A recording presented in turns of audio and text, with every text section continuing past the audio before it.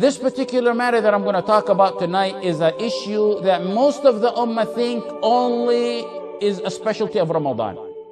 Yet it's such an important issue of ibadah that it will tell you if you love Allah and if Allah loves you. It is the matter of qiyam and tahajjud, also in Ramadan called Taraweeh. It is the school of the righteous people. Night prayer in qiyam in tahajjud is the tranquility of the believers. Night prayer and qiyam is the solution to your problems when you have a problem. Many times you see those who claim to love Allah and the Prophet Muhammad sallallahu alaihi wasallam in Islam. They'll put it on their websites. They'll click a like on Facebook. They'll probably have a bumper sticker.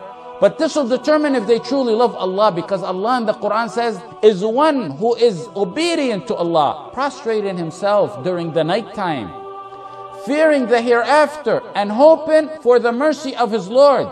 Is he like those who don't do that? Disbelievers or whoever doesn't do that? Is he who knows like he who doesn't know? Allah is saying basically, don't you ever compare one who makes tahajjud in qiyam with one who doesn't.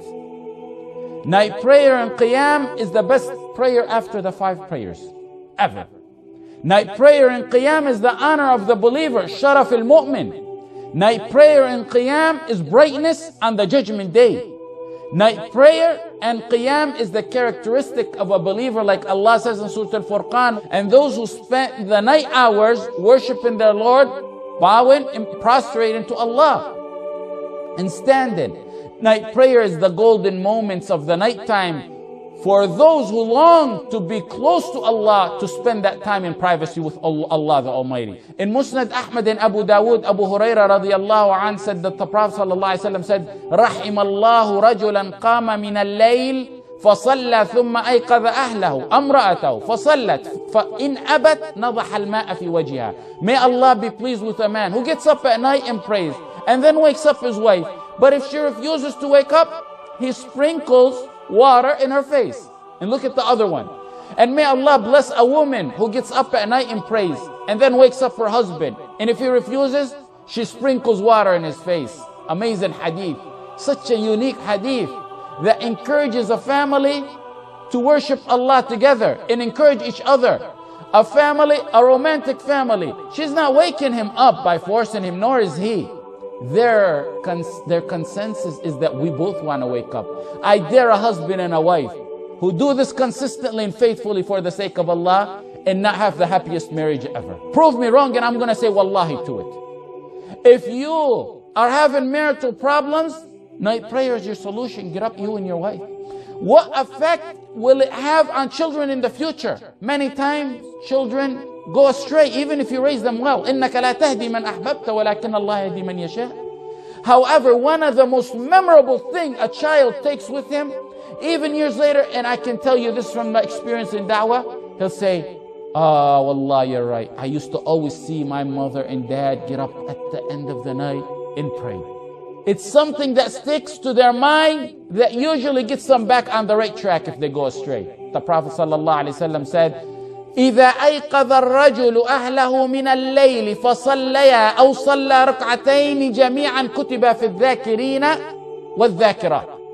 If a man gets up at night and prays even just 2 rak'ahs, and this is my point today, just 2 rak'ahs at night, they're considered among the dhakireen. Who are the dhakireen? Flip the pages of the Quran to Surah Al-Ahzab and you're going to see وَالذَّاكِرِينَ اللَّهَ كَثِيرًا وَالذَّاكِرَاتِ عَدَّ اللَّهُ لَهُمْ مَغْفِرَةً وَأَجْرًا عَظِيمًا. And those men who remember Allah and the females who remember Allah, Allah has prepared for them forgiveness and great reward, high ranks in paradise. How beautiful is it to spend the night with Allah? There are those who love to spend the nights flipping through the channels on their TVs. There are others who love to spend their nights browsing through the internet. Hours and hours go by while they're doing it. Some with girls and others with alcohol. And some with vain matters that are probably not haram or halal. Then there are those few of the very few who truly love Allah and choose to spend the nights with Allah the Almighty. And rest assured, let me tell you this, the biggest indicator and hint to see if Allah loves you and if He's pleased with you, see if you consistently pray the night prayer. If you consistently wake up for the night prayers, know you are in good status with Allah. Let me repeat because this is important.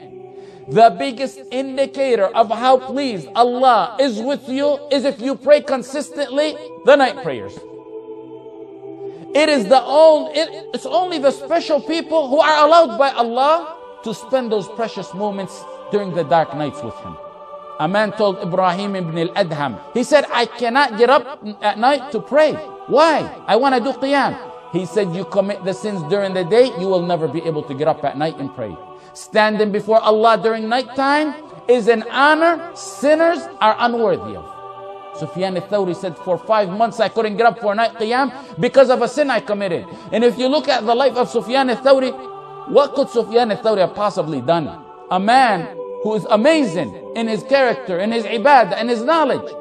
A man came to Al-Hasan al-Basri and he said, I sleep well, I rest well, I have no illness, I prepare the water by my mattress so I can get up for prayer at qiyam, but I never get up for prayer at qiyam. So Al-Hasan al-Basri said, your sins shackled you. Your sins during the day restrained you during the night time. The rule is the sins of the day restrain a Muslim from the honor of praying during the night time.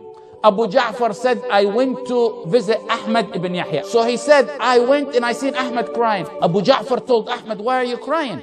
Ahmad said, I missed night prayer. He said, that's okay. Allah wanted you to rest. He said, Abu Ja'far said, the more I tell him, comfort him, the more he cries. He said, no, it's because of a sin I committed. Qiyam is responding to the call of Allah. How can you not respond to the call of Allah when Allah calls you? The Prophet ﷺ said, إذا كان شطر الليل نزل الله تعالى إلى السماء الدنيا. The Lord descends every night to the lowest point of heaven when the 1/3 end of night remains. فيقول هل من داع فأستجيب له. Is there anyone who calls upon me? Allah is asking you, anyone who calls upon me so I can answer? Allah is calling as if He needs you and you're the one who needs Allah. هل من سائل فأعطيه.